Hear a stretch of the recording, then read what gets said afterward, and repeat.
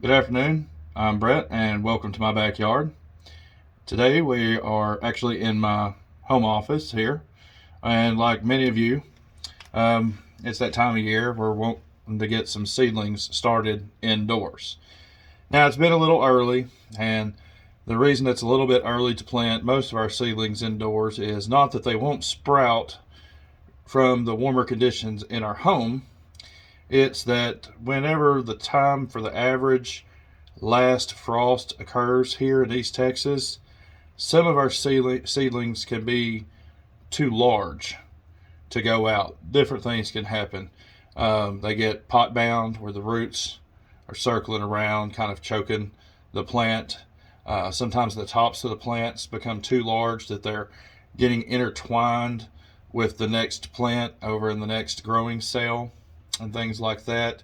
If you've got a larger container to start some of these things inside, that's okay. And I know I'm anxious as well. Last year I started mid-January trying to get a bunch of seedlings going right before our snowmageddon happened there.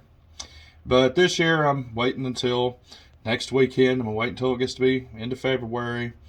That way we can have our seedlings growing to a proper size when we go to transfer them.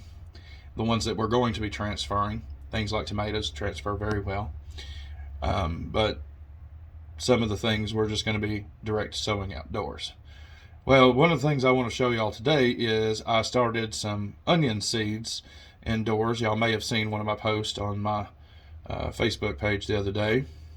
And I started them last Saturday. Today is Friday, so they've been right at a week getting going. And let's see what's going on with them today.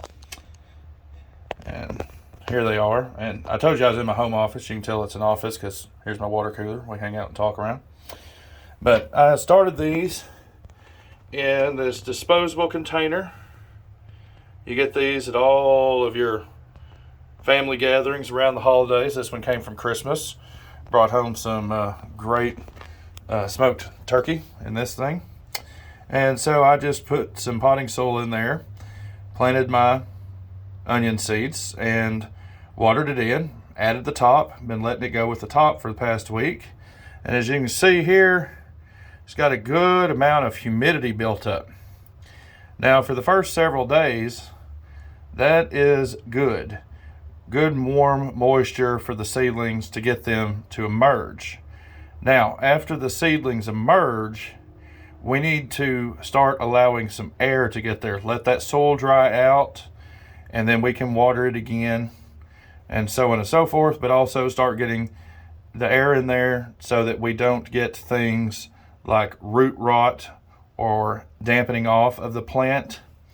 And I'll show you one other thing that I've noticed through the plastic that is another problem with the humidity here, but it's an easy remedy, so we're not too worried about it. So let's go ahead, see if we can get this lid off here. So look at that. Easy removable greenhouse. All right, now you will notice a problem here, and if you are an indoor seed starter, I'm sure you have seen this before. We have got a little bit of white mold on our soil.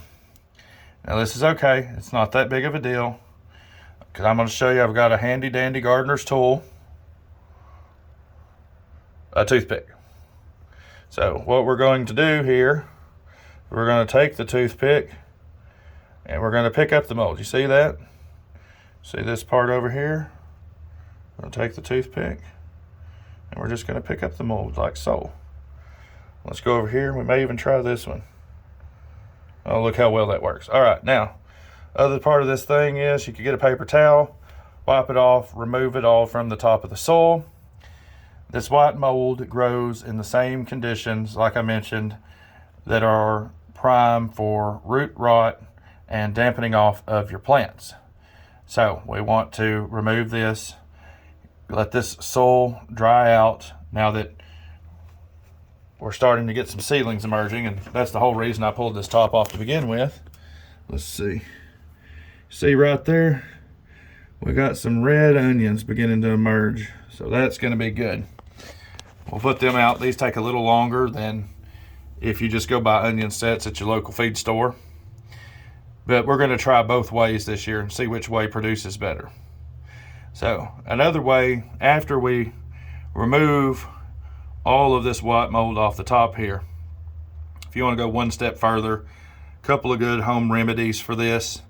One of them is you can add about a half a teaspoon of hydrogen peroxide to a cup of water, and you can go over the soil with it. Another thing is you can put about a teaspoon of baking soda in a gallon of water, and you can go over the soil with it. And these two things help naturally take care of some of this white mold as well. Be careful with it as the plants emerge. The baking soda on certain plant leaves can be a little detrimental, but this is a good way to go. Now, other thing, this here, the reason that we got the white mold here is mostly because of the greenhouse effect that we created here. We weren't getting any airflow. One thing I noticed last year, I was using those biodegradable pots a lot, and those, they look like cardboard. They hold that moisture a lot more readily than these do. I was getting lots of white and black molds on them. So from now on, if I'm using them, I'll be using them just as seed starters out in the shed, where you're getting a lot more airflow to them. Also separating them, not leaving them in the 6-pack like they came. I want to separate them so they can get air all the way around them a lot better. And that'll be a good way to prevent these molds. So, hope y'all enjoyed that little video today. If y'all have any questions, be sure and comment below. If you haven't yet, be sure to like and subscribe and share my page here. I'll see y'all next time.